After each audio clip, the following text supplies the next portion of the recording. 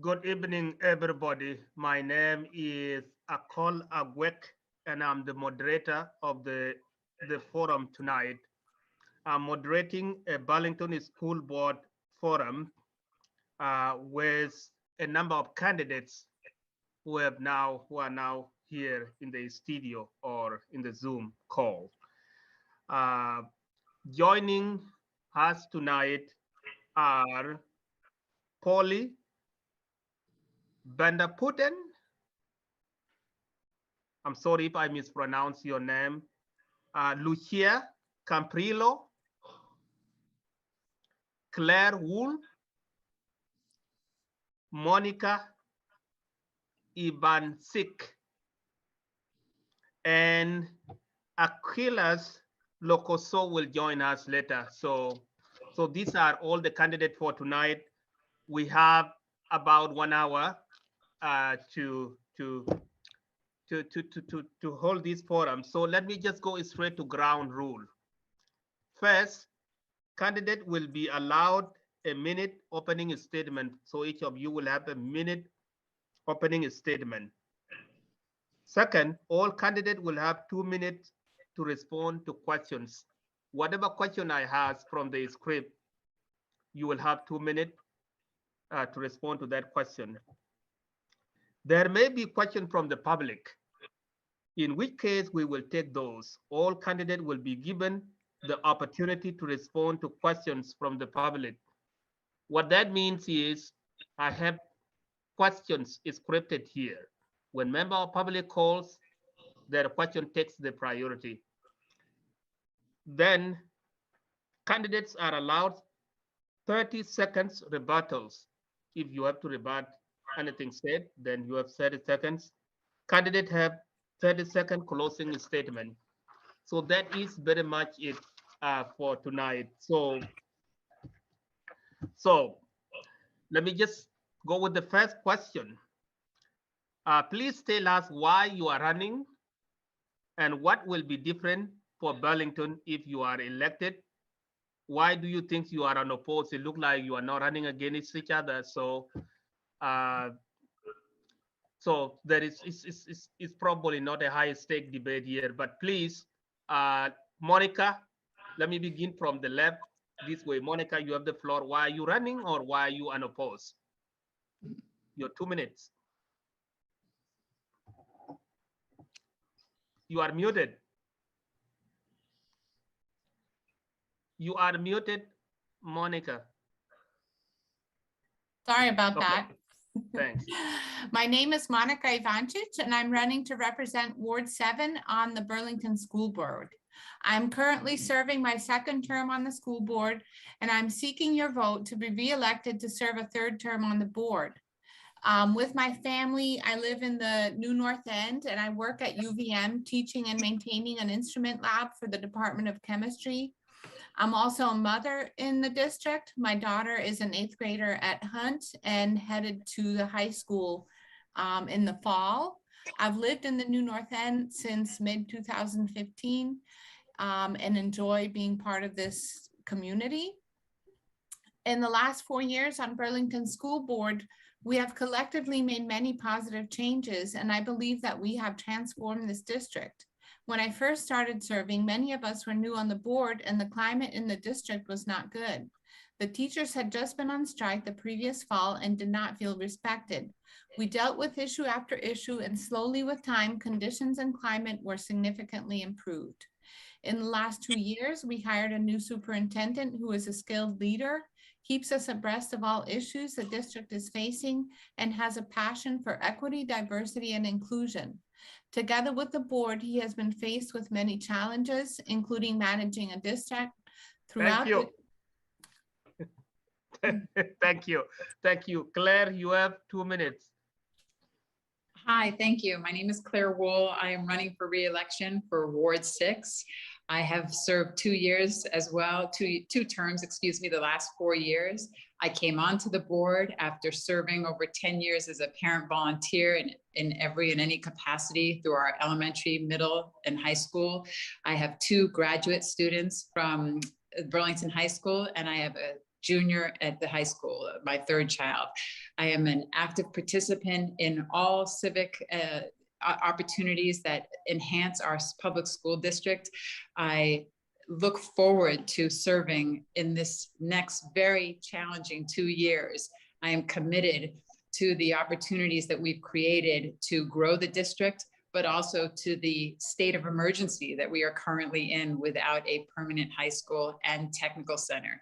The challenges ahead are daunting, but they are achievable. We live in a college town where institutions of higher learning surround us, and I look forward to working with our city and all of our community in developing the next BHS and Burlington Tech Center.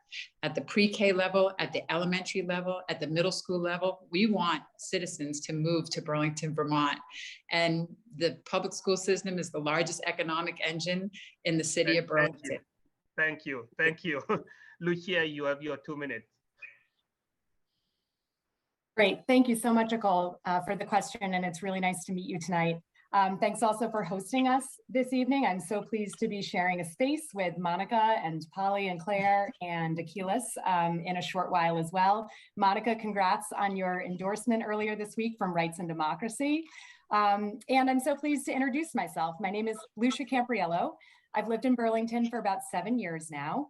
My husband and I moved here when my older daughter was just 15 months old, and she's now a second grader at Champlain Elementary School. And my younger daughter is 4 and in her last year of preschool, and she's very excited to join her big sister next year at Champlain.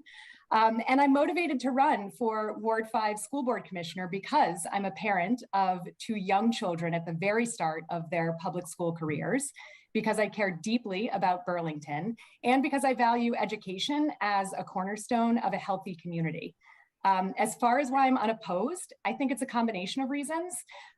What I've heard from people over the past couple months is that they're increasingly confident in our leaders across the district, which hasn't always been the case in past years.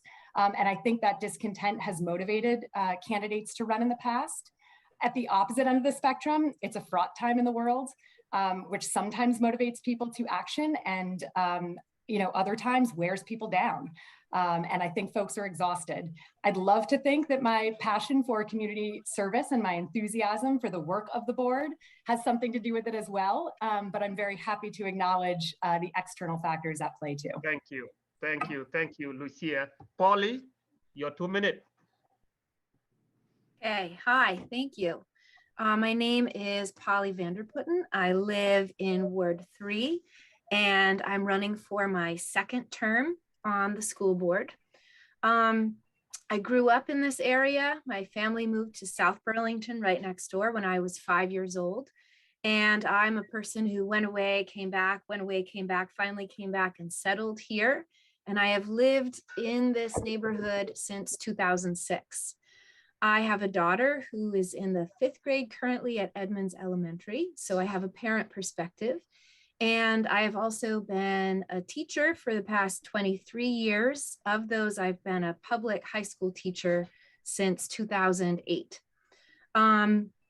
I think the perspective that I bring is one of someone who's been in the community for a long time, someone who is a parent of someone in the community, and someone who works actively in the public schools and in a district that's nearby that faces many of the same kinds of questions, has the same strengths and challenges as Burlington.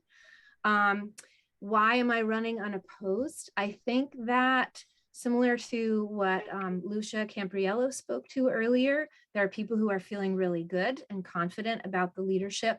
I also think that previously the word on the street was that board meetings were extremely long and contentious and exhausting, and nobody really wanted to put themselves in that position.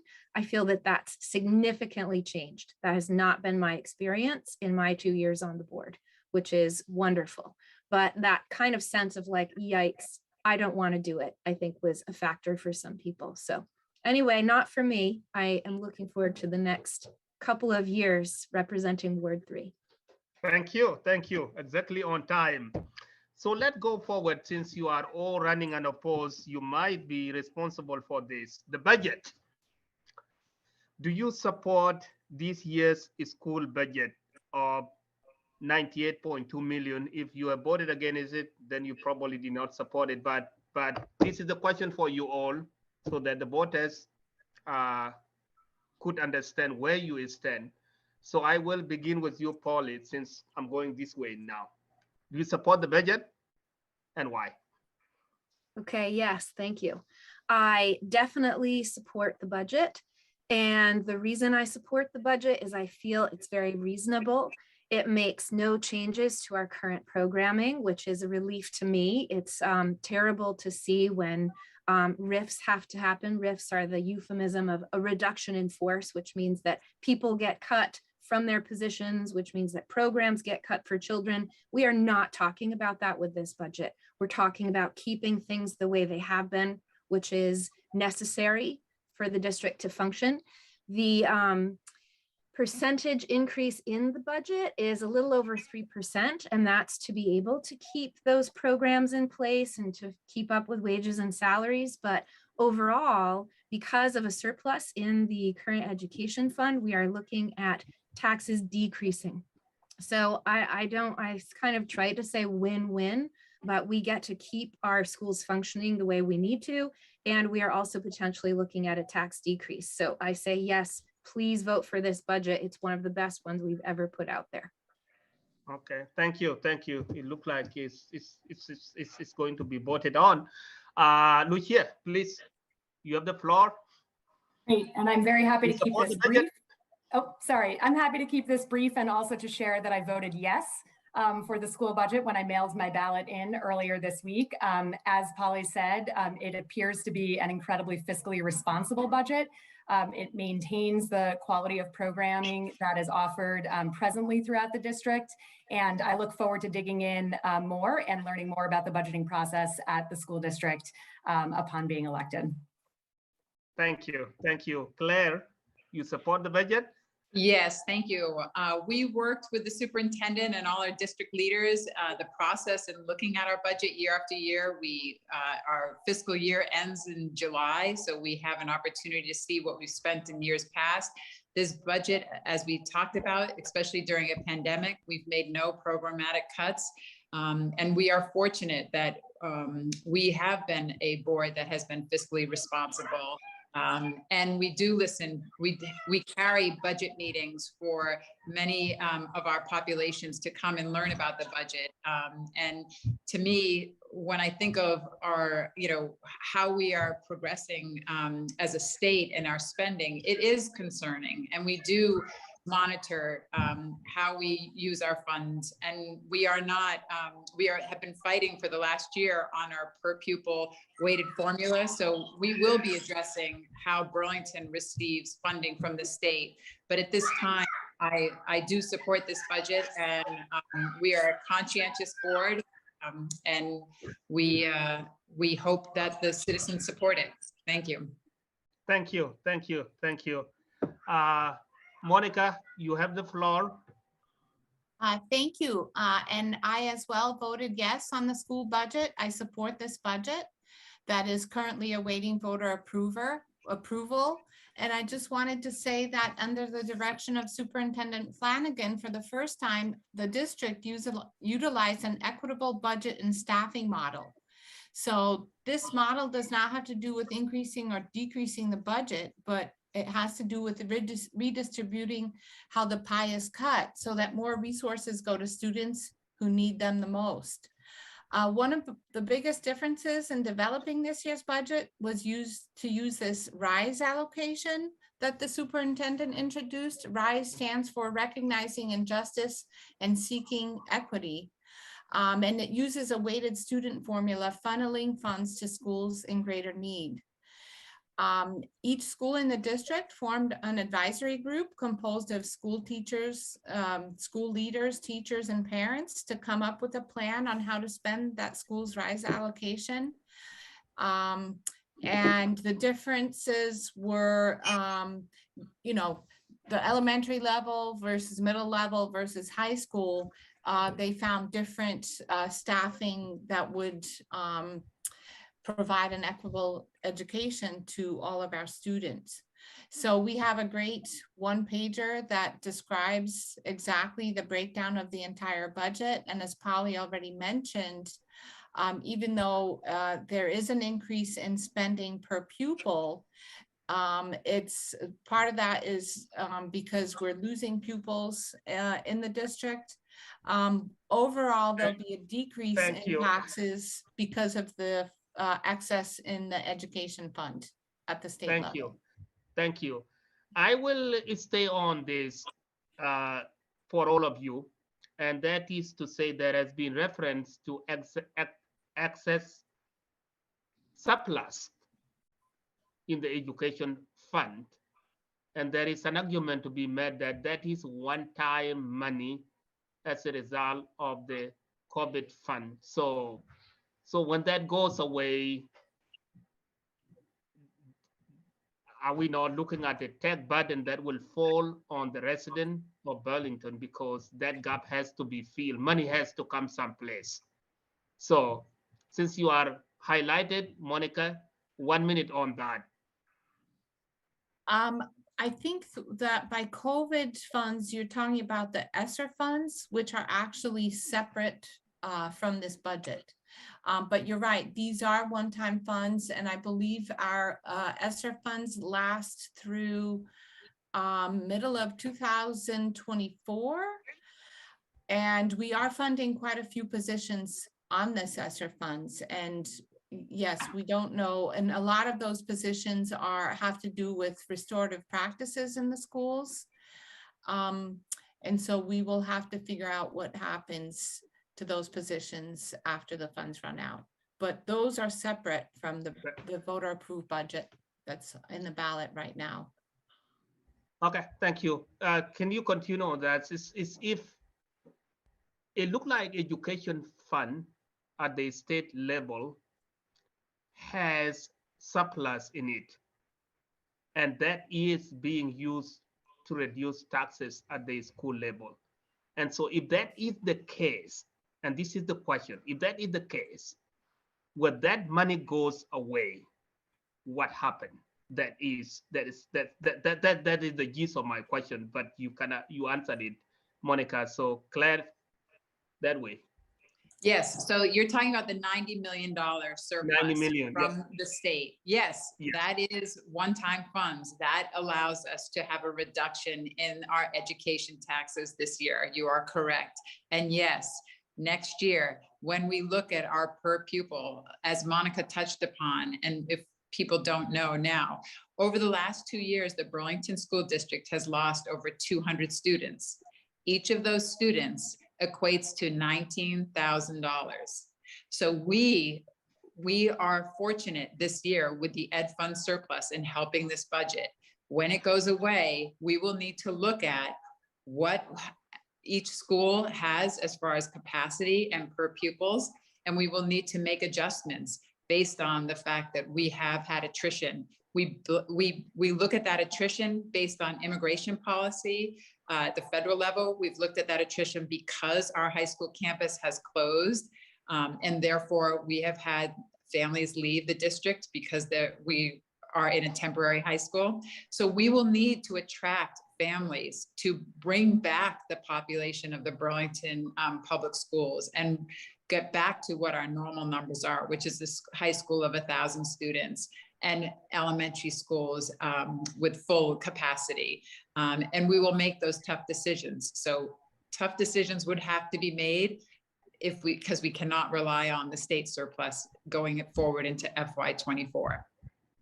Thank you. Thank you. Again, this is not the debate among yourselves. So it is, I have a little flexibility here to kind of like, if you want to opt out from answering it, then totally fine. But other than that, it is from the policy standpoint, if you base your budget on one-time money, you are literally kicking the can down the road, and somehow you will have to pick up that can down the road. So I thought I would bring it up since it was referenced here during the forum. Lucia and Polly, you will still have your 1 minute on this. If you want to opt out, is this totally fine?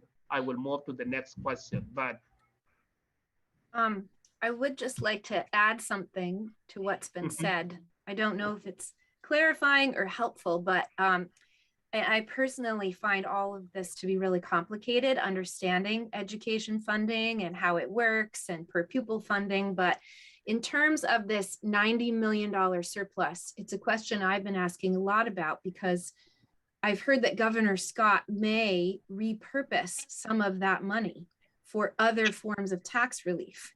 And of course, my perspective is no, we have to use that for education because that is what it's for. But I've come to understand that we have to base the numbers we are putting on this ballot for this town meeting day budget on our understanding of what is currently the situation, that Governor Scott may make a decision about that money and put it in a different form of tax relief, but we won't know that until like May when they make that decision. And I'm looking at it from a perspective of we are going to keep this budget the way that it is. And if Governor Scott does decide to use that money for other purposes, it's still providing tax relief. And so the overall picture is good for constituents in Burlington. Just a final note on this, 10% of funds for our education system come from federal funding. So it's a chronic problem that we have, that our system is so flawed in how it's funded. And with this $90 million surplus that we have at the state level, one-time money, we still need to find ways to keep that money coming in so that it is not solely on the back of taxpayers. And I'm sure we'll get into this more later on, talking about the high school and that kind of stuff. Thank you. Lucia, do you have something to add before I move to next question? I'm not sure that I have anything too meaningful to add to this conversation other than what I've learned and what I understand as a taxpayer is that there are so many variables that go into determining the bottom line impact to taxpayers for any school budget year. Things like the size of the district's budget, the state tax revenue, federal funding, the size of Burlington's student population, and many other factors, and that it's actually quite dynamic. But the bottom line is that as the board is working together with the district to develop that budget, we have access to all of those variables year to year so that we're able to make those decisions with a full set of information. Yeah, thank you. I think this issue of education finance is something I studied, so we could go on and on. We could talk about equalized pupils. Why do some districts gain? Why do other districts lose? We could talk about homestead property tax, non-homestead property tax. Where does the money? We can spend the whole night on this, but let's move on to a different topics. What I can say though, now that you are not running against each other, is the fact that you are going to have some convincing you will be doing down the road to your constituents to support the budget or to support the kind of quality education that the kids in Burlington ought to have. So that is totally on you. Let me move to a different topic here. And that is about racial justice. The question very much is, do you support the passage of H 584? And which would require standards in education design to promote anti-racism in schools, things like critical race theory. So do you support that or do you not support that, and why? Let me split in the middle since I start here and then went there. In the middle, Lucia. Thank you so much for this question. So firstly, yes, I support H584, which for those who haven't read the bill or are not closely familiar with the work, it is an anti-racism certification program for Vermont public schools. Personally, I'm inspired by the students who've led this charge in partnership with lawmakers. I think some of the most rich and valuable ideas come from students themselves. They live in our education system, and their personal experiences reveal a lot about what's working well and what's working less well. This is a bill that reflects what students themselves are calling for from our public education system. It's about recognizing the rich history, contributions, and perspectives of diverse groups. It's about supporting districts to prepare, respond, and prevent incidences of racism. And ultimately, it's about preparing students to be successful in an increasingly diverse and multicultural society. I'm proud to support H584. Thank you. Polly. Thank you.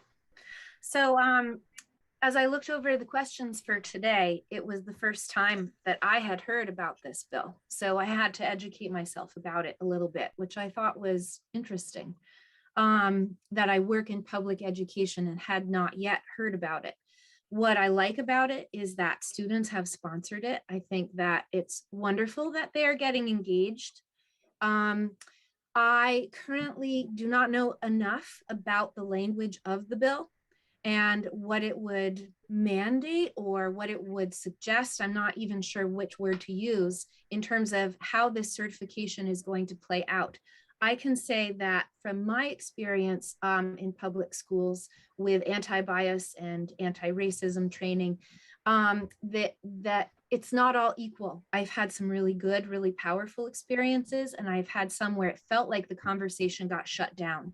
And that's very dangerous, that whatever happens with this bill needs to keep the conversation going so that people can articulate their views and not feel judged for their views. Because as soon as that happens, the conversation shuts down and then we don't make any progress. So I am currently kind of just waiting to see more specifics. It's brand new, it's student sponsored, and I'd really like to know more about what this would look like specifically for teachers and districts as they try to implement it.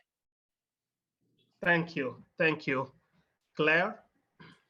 Hi, thank you. Yes, I would support H584. In following the Vermont Student Anti-Racism Network, I too was inspired that it was student-driven, as our other candidates have shared.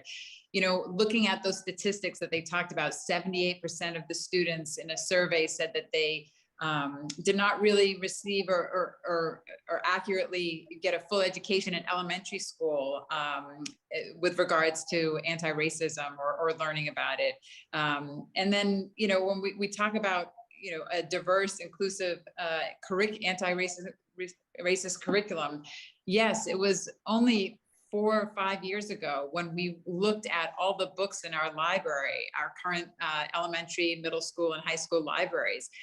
Students of the global majority were not, you know, represented in the books that they were checking out. And we talk about really what this bill is about, to bring in anti-bias training for staff, diversity in literature, and education is the key to changing our society, as stated in the bill. And I support that. Thank you. Thank you. Thank you. Monica? Yes, I definitely support this bill, H584. And just like Polly, I had not heard of this bill until I saw the questions for today's forum. And I do believe in promoting anti-racism in our schools. I think historically, Vermont's been a very white state. On average, 98% of our population is white. Fortunately, our schools in Burlington and Winooski, the population of BIPOC students is quite larger than that. And I'm happy to learn that this bill is being originated with students. Ever since I've served on the board, I've been the co-chair of the Diversity, Equity, and Inclusion Committee, and, you know, working with diversity has been my passion.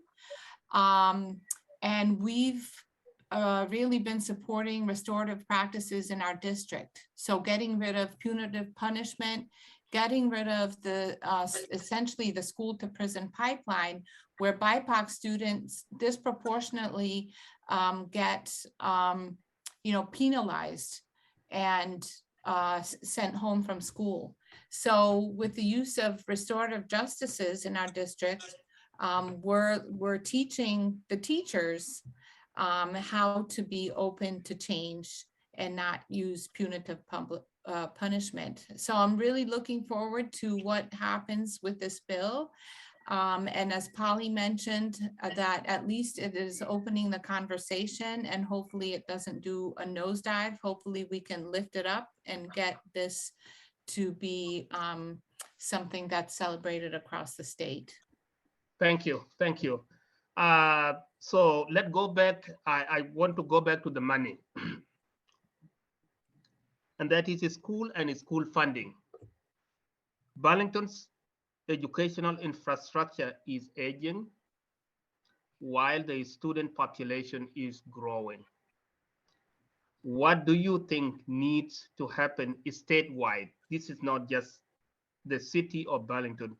What needs to happen statewide and also in Burlington to support the schools? And now let me split the screen again, beginning with Claire, go this way. So Claire, you have the floor. If you want me to read the question again, I will. I think I got it, hopefully. Okay, So thanks. you asked statewide the infrastructure of our public school districts. How do we support the failing infrastructure while specifically Chittenden County is seeing strong student populations in our public schools? So infrastructure to me is, looking at our buildings, and as we tackle the PCB problems, it is not just a Burlington problem, as we will see throughout the state. Hopefully, some of those schools districts will be spared what we have gone through, but we have a moratorium on construction aid, and if my geography is correct, we are the only state east of Indiana that does not receive construction aid. Most states give 40% construction aid for public school buildings to support their capital improvements, their HVAC systems, their failing, again, schools that have been here in Burlington, IAA, Integrated Arts Academy, original buildings that now see, 200 to 300 students in their structures that were, as we build onto them, that are failing and that are leaking. And as we see with the high school and the Burlington Technical Center.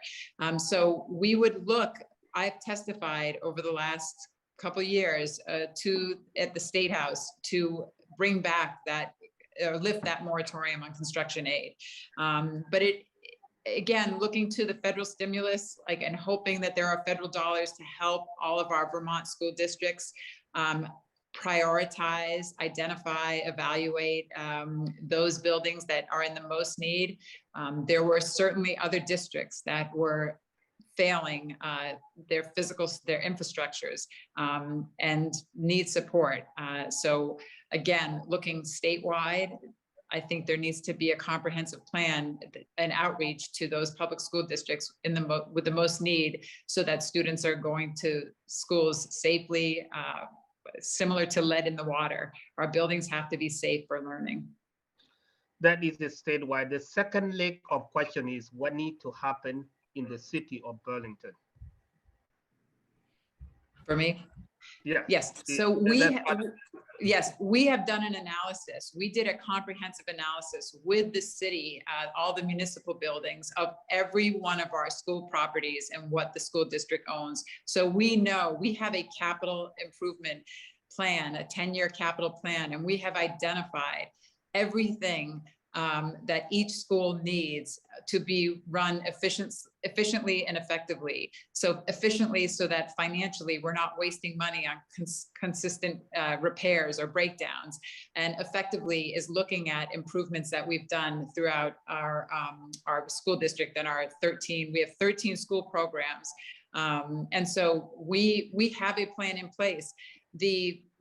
What happened at Burlington High School and the Tech Center and having to close that campus was a big surprise after failing our environmental tests. Therefore, we had always been looking at swing space to identify IAA as well would be second or first on the list, equal to the importance of improving our high school situation, as well as the Edmonds campus and a new HVAC system. So we have a comprehensive plan from our facilities department and how to improve it. And it costs money and it will take time and allocating space, temporary space for students to do the work that needs to get done on specifically the IEA campus and obviously the Burlington High School campus in Tech Center. Thank you, thank you. If I want to be clear, and I don't want to, everybody will answer this, is if some money, capital planning money, if some of that money has to come at the state level, will you support an initiative to raise some from Burlington? If some money has to come from it, yeah, I think ultimately the reason for the moratorium, and again digging down, I think it's going on 12 years, is based on we just don't have the population. You know, many states, 1% sales tax goes to helping construction aid or for your public schools. So will Burlington have to help? Yes, I think all school districts, all cities, towns, and municipalities would have to contribute. Or you look into creative ways like sales tax, increasing a 1% sales tax to support this. So I would have to work with our state legislators to come up with how they would fund that construction aid or capital aid for schools. Thank you, thank you, Claire. We stayed on this longer than I thought. Monica, please. Thank you. I think Claire covered it very well. Like she said, the state put a moratorium on funding repairing schools or building new schools, I believe in 2010. And back then they said they put a moratorium on this because they couldn't keep up with demand, which I find very irresponsible of our legislators because the problem just exacerbated. And so it got a lot worse. And I think with Burlington High School, that's just the tip of the iceberg. That's the first school that we found out, oh, airborne PCBs. And we really did a lot of testing and we thought we could remediate the PCBs, but now it's looking like it's an unknown expense and an unknown amount of time. Another issue is the state standards. The state standards were extremely low. Yep. Yeah, please keep going. My computer could die, so let me plug it in. So keep going. Okay. The state standards were extremely low when BHS was first shut down, and they've relaxed them a bit, but I'm afraid that they're still quite a bit low. So I worry about what's going to happen when all the schools in the state of Vermont are going to be tested, which is supposed to happen, I believe, by 2024.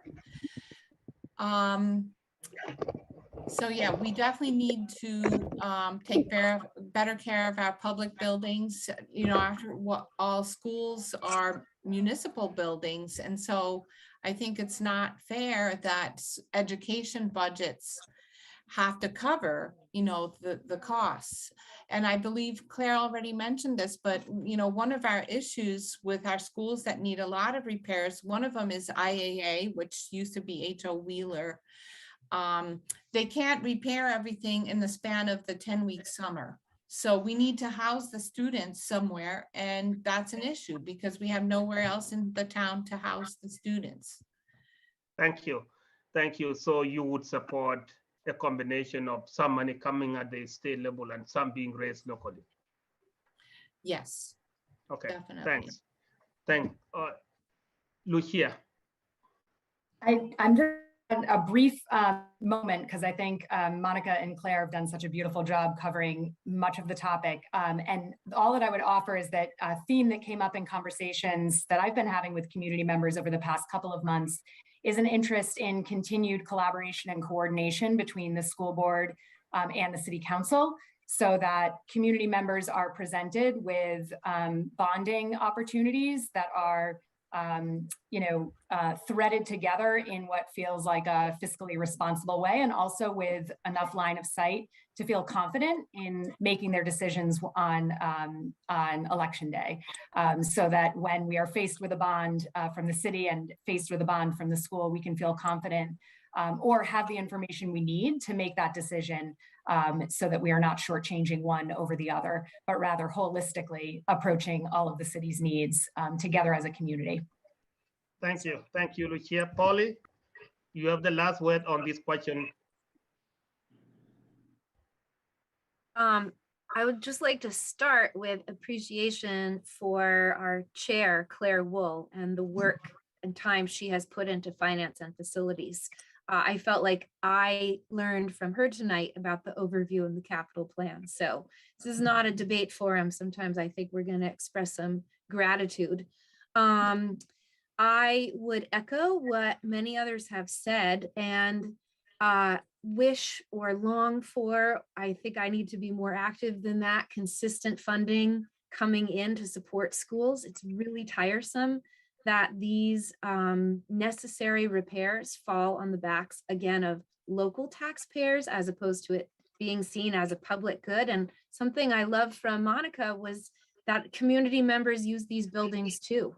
They use them for classes, they use them for events that they have that are happening outside of school hours. So if we were to think about it and advocate for it more broadly, perhaps that would happen. Vermont really needs to get better about funding the infrastructure of schools. And I think Burlington and the whole state need to look at that. So anyway. Thank you. And welcome, Achilles Lokosu. I think you probably arrived when we will be going to probably the last question. So what I can say on this is the idea that the US Constitution put responsibility of education on a state. So I don't think there will be a lot of money coming from the federal government. It will always be the state and the local school district that piece resources together. The only way, the federal government get involved, of course, is to appropriate money and also through judicial action. So you, the school board, have the responsibility to fix this, and the state legislators. So welcome, Achilles. I don't see him again. Anyway, okay. So let me go to the last question since we have only 17 minutes left. This is getting into your leadership aspiration as a school board member, and that is to say, what do you see as the biggest challenges facing the school? You might probably have already alluded to this in some of your questions. So what do you see as the biggest challenges facing the school, and how would you use your seat on the school board to address this? What is your vision for Burlington's education future? Let me now begin at the far end. Polly. Okay, thank you. 2 minutes, that's all I have. So I kind of tied this one into the educational initiatives and that idea of 5 to 10 years. So I'm going to try to cover as much ground as I can. Oh, we're good. We are going until 7:30, so we might cover all the questions. Go ahead. Yeah. Okay. So my very first thing, biggest challenges facing the school and like looking just over the next couple of years is we absolutely need to get a high school and tech center built here in the city. It is affecting so many aspects of our lives and our community currently and will in the future. So my number one priority, it's like I'm very single-minded about this right now, is what do we need to do to get community support and funding to build a high school and tech center. If I'm to extend it beyond that, also current but long-term, it would be how to mitigate the effects of the pandemic on students and families. So what kind of programs, what kind of funding do we need? What does that look like? to support everyone coming out of this, because I can tell you firsthand, I have seen significant changes in my students over the course of my career. So how are we going to support people coming out of the pandemic? I would also love, I suppose you could say this is really long-term. I wish it could happen now, for us to get comprehensive, high-quality preschool education in place, to have it offered in all of our schools. Because I think if we put the money there, where we're laying the foundation for students, we see fewer of the challenges that emerge later on, which makes it money very well spent. It's not money to deal with things in a reactive way, it's money to deal with things in a proactive way. So how do we use the funds that we have to better support preschool programs that are for all families, for all students, and that are high quality and comprehensive? So I will stop there. Thank you. Thank you. Lucia? Well, I just love when a conversation turns to the under fives, because in my professional career, I am an advocate for equity, affordability, and quality in Vermont's childcare system with Let's Grow Kids. And so it's always exciting for me when the conversation turns to the early years. But to stay on topic in this moment, because I could really spend a lot of time on the subject, I really have the same two challenges that I would highlight, specifically on the high school. The challenge, as you mentioned, Akol, is going to be that the district is going to have to tackle over the next several months how to assemble a plan that is fiscally palatable, that leverages all of the available funding sources, and that honors education as a cornerstone of a healthy community. I think we're in the unfortunate position of having to put forward a bond in November during a moment when taxpayers are stretched and stressed. And at the same time, as Polly said, Burlington needs a high school that our community can be proud of and that our students deserve, not only to fulfill our obligation of providing quality education to our children, but also in order to attract families to Burlington who will contribute to our city's tax base. As far as the pandemic, as we approach the 2-year anniversary of the COVID-19 pandemic, I think daily about how stretched our administrators, our teachers, and our staff are, as well as our families and our students. I think a lot about the external pressures the pandemic has placed on academic achievement and its accentuation of the disparities among students within the district.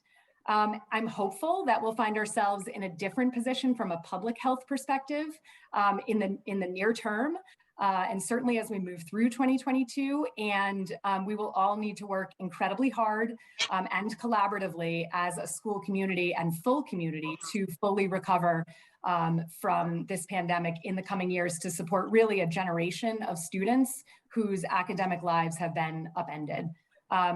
I will just conclude with a couple of visionary moments. I think, my vision for Burlington's education future is a public school system that is fully resourced to support the diverse attributes that all of our students and their families bring into our school community. My vision is that we continue to invest in policies that are working well today, and to elevate and examine the many bright spots across the district with an eye towards scaling those bright spots. I hope that we continue to rely on data, especially data that reveals the experiences of those whose lives are impacted most, to guide our policy decisions as a district. And finally, that we continue to advance our commitment to equity in our schools through participation, collaboration, and with compassion, so that race, ethnicity, household income, language, background, ability, and gender are not predictors of achievement, discipline, or participation. Thank you. Thank you. And Claire Wold, you have the floor. I just heard from Polly that you are the chair, so I didn't know that credential. So you have the floor. Here I'm a candidate for re-election, but thank you. Well, I have to take in what Lucia said and what Polly said. I am very appreciative, first of all, that I am here with 4 citizens who are looking to support in a civil role, civic duty role, not duty, a civic opportunity to support our public schools. They are the cornerstone of creating the next generation and supporting the generation and the families that they touch, and that we work for. I'm a glorified, volunteer that supports every student that walks into each of our schools, as well as their families, as well as the faculty and staff, as well as the administrators. So our gift is the ability to listen to the needs of all of our incredibly talented, unique, diverse, ambitious, and at the same time, very, fractured community at this time after the pandemic. So listening and hearing, from our superintendent, who has been working tirelessly for the last 2 years, 24/7, along with our district staff, to normalize this situation that we've been working through as an entire country and globally. So my ambition is absolutely to think about, first we talk about the whole student, the social, emotional, and the academics. We are in the business of academics and teaching. And so first and foremost, our educators, we want to attract people to come work in Burlington, Vermont, and to choose us over the many districts that they have the opportunity to apply for. We need to attract and retain good educators from the pre-K all the way up to our 12th grade, to all our tech center staff, faculty and staff. So first and foremost, making sure that our faculty and staff are committed and we retain them and we have a good, solid working community. And secondly, that our community feels that we have an open door policy. The superintendent, our communications director, the levels that we've gone to in engaging our community over especially the last 2 years, I feel we have a strong community of learners and families, incredibly supportive and engaged families. And then we also represent the taxpayers. And I believe from 2 years ago that 70% of the citizens of Burlington supported our bond because they recognized, and we gave tours for over a year of the high school campus, the need for an institution that was ADA accessible. Our high school was not ADA accessible. On top of having failing infrastructures of heat and gross inefficiencies, we want to be a carbon neutral city. The things that we stand for as a state, we're not, we have to build for that, and we have to improve not only for the health of our students and airborne PCBs, but also to model, structures that we believe in and can stand by for the health and wealth, from our little pre-K to our 12th graders to our tech centers. So the challenges of working together and working fiscally responsibly, and being adaptable, and at the same time omnipresent and supportive. This Herculean job of our superintendent is just that. And we have worked very hard as a school board to provide solid leadership at the top, and for every person that has come into this district and feel that they are working for a school district that values them.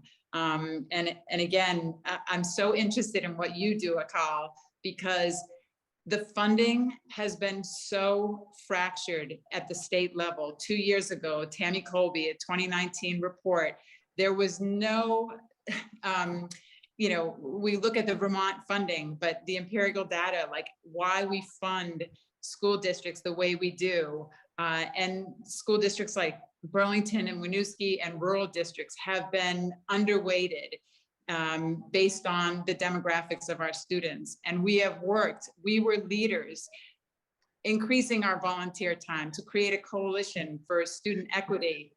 So for us to get to the Senate Ed Committee, who presented to the Senate Finance, we will look to our state leaders to model equitable funding. And that is my biggest goal. Yeah. Thank you. Thank you. Monica, you have the floor on that. Thank you. And thank you to all three, my Polly, Lucia, and Claire. for raising some excellent points in the challenges that lie ahead. Of course, one of the biggest challenges is building of our new high school. We are a bustling city for Vermont. It's inexcusable that we don't have a high school building. Essentially, it's pretty much of a state of emergency. We need to have a high school to educate our young and to, get them from their elementary and middle school ages to college. So it's an important time in the life for them.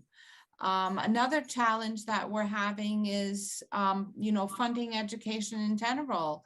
I think Vermont is one of the states where we still value public education. But if we look across the nation, a lot of the Republican states are trying to use public funds to fund private education, and there is no checks and balances on private education. So, but we do still face the fact that education costs are going up every single year. A large part of it is health insurance for teachers and our staff. And so it's not sustainable. So we have a lot of residents in Burlington, and perhaps decreasing because they're moving away, that are on fixed income. And so they can't afford to be paying, 5% more taxes every single year. So that's definitely going to be a challenge in the future. And then another challenge that I wanted to mention, and it's one of the goals of our new strategic plan that was just developed, is getting our teachers and staff to reflect the student population. So currently the student population is 40% BIPOC, or members of the global majority, while our teachers and staff I believe it's 6 or 7%. So that's been a challenge for the last 10 or 15 years here in the district, diversifying our workforce and also retaining our workforce, because as we get more and more BIPOC teachers, or, some schools only have maybe 1 or 2, they don't feel comfortable. And so then they look for other places where they could feel comfortable. And we have great ideas. Like we have a lot of new Americans here that settle from across the world. And if we could educate these kids and have some kind of program where these kids could go into getting teaching credentials, teaching licenses, and then come back to our district to teach, that would be a great program. Another would be to get the new American parents who were teachers in their home country or in the refugee camp prior to moving here, to get a step in the door into our schools and to become role models for the kids in our community. So that's another challenge that will take many years to get over, but that's something that we really need to work on in the next couple of years. Thank you. It's a very collegial school boards, and it looks like you are working as a team, which is really good. Now we have little over 15 minutes left, and I hope I will now be very strict so that you can all speak to this one question, and which is going back to the money. This time is more specific. DHS construction, you cannot alluding to this, but there is a reason why I'm asking this question, and that is, let me just read the question. As the school district enters the planning phase of the near Burlington High School and Tech Center, which has to be constructed, what would you like to see in the near building? When that build, what do you like to see in that? And do you support the current plan if there is a plan in place? And I think I will begin with Monica, going this way. Just stay under 2 minutes now so that everybody has their chance. I would like to see a building, that we can use, one that has windows, that kids aren't in a, like they're down at the downtown site, has no windows, and only seniors are allowed off campus. But I would like it to be, integrated with Burlington Technical Center. I would like to have enough space that the teachers feel that they have enough, space and to educate our children. And I guess I haven't been heavily involved with planning of the high school, but I'm definitely in support and follow along with the new plans that come out and develop. And I think we've chosen an excellent set of architects. One thing that I would support is to have a room. I think the Office of Equity would like to have a space perhaps for the whole district, but instead of suspending children, to send them to a special planning room. So just to make sure we have some space for that, for working, with our diverse children. So aside from that, I'll let my fellow commissioners or soon to be commissioners talk about what their ideas are for the new high school. Thank you, thank you, thank you. I have just been calling you with your first name. I was not official, so I should have been more official. So Claire, you have the floor.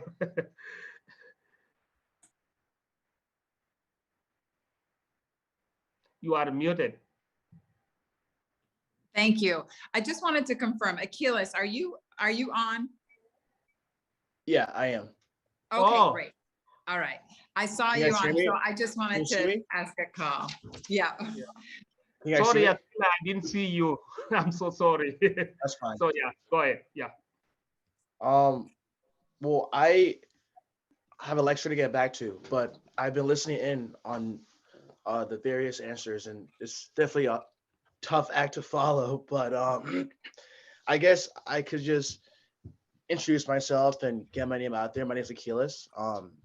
I am a recent graduate, BHS 2018. I've been taking some notes down from what Claire and Lucio and Monica were saying, and I think that creating an inclusive front, especially moving out of the pandemic, is a very important thing to do. And I think if we want to focus on BIPOC communities, it might be beneficial to get some of the kids or just families into meetings, invite them and hear what they want to say or hear what plans they might have moving forward. I am a senior at SUNY Plattsburgh, and so I'm planning to be back home.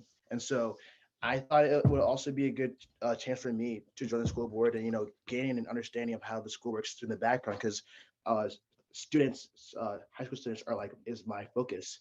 And so this is why I would like to join.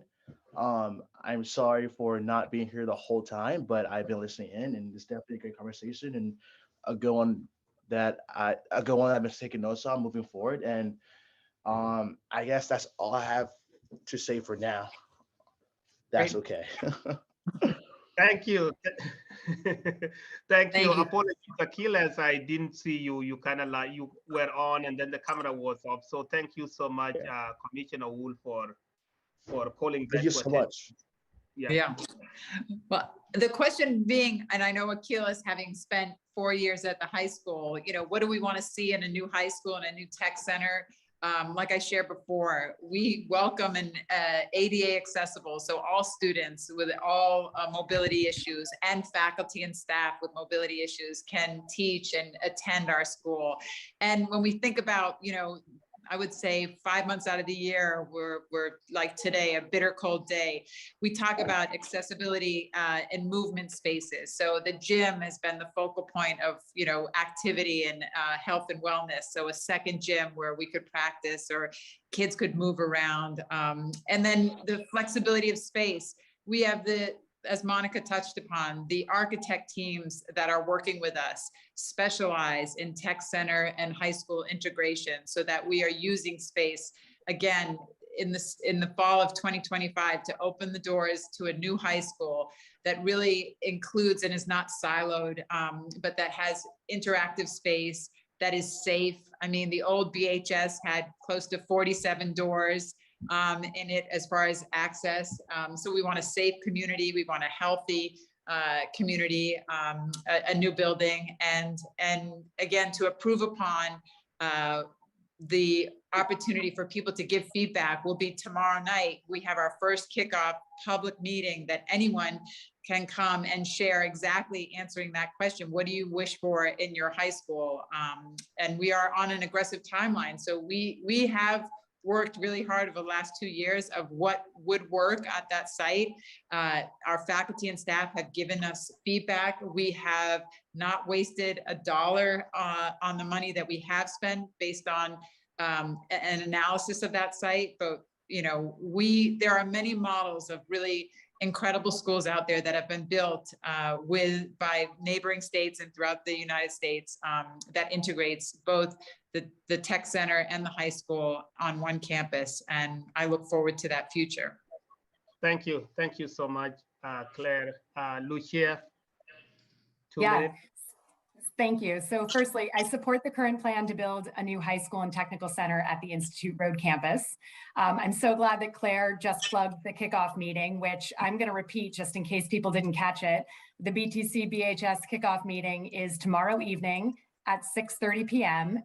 You can dial in via Zoom, and if you go to bsdvt.org, the information you need is right on the homepage. So again, like Claire said, I encourage viewers to tune into that open meeting and contribute to the conversation. Community members during that meeting, they'll also learn more about the work that already has been done. So be fully caught up to speed on what's happened so far to solidify the project's vision, hear an update on program needs, and see the most up-to-date timeline for the project, which will be really useful as well. As far as what I would like to see specifically, I expect and trust the experts on the team are already applying their knowledge of ideal learning environments and addressing things like including integrating technology, considering safety, security, accessibility, incorporating multi-purpose spaces and outdoor learning opportunities. Otherwise, it feels really important that students, teachers, and staff, the folks who live in this space the most, continue to have opportunities to contribute their ideas to the project as work advances. Thank you. Thank you. Polly. Okay, thank you. I hope in whatever space we create that we make a lot of space for the arts and for connecting the arts to technology. Physical movement, as Commissioner Wool, Claire talked about. Flexibility, I think that's key, and having a sense of the future, that we are not locked into this hallway is the math hallway, but how can we have cross-disciplinary opportunities for students and staff to work together? And that's both within the high school and also between the tech center and the high school. I think this is a real advantage that Burlington has, that students who live in Burlington and go to these schools can take advantage of the academic kinds of courses offered at the high school and also some of the more applied hands-on tech classes offered at the tech center. This is not true of other districts. Their students have to get bused to the tech center and often lose out on opportunities to take languages or art classes or music classes that they would have taken in their school. So I would also hope to see that the materials used are really thoughtful.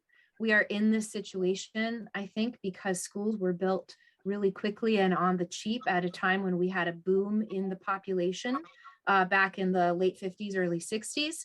I know the school where I teach was designed by a firm that also designed prisons.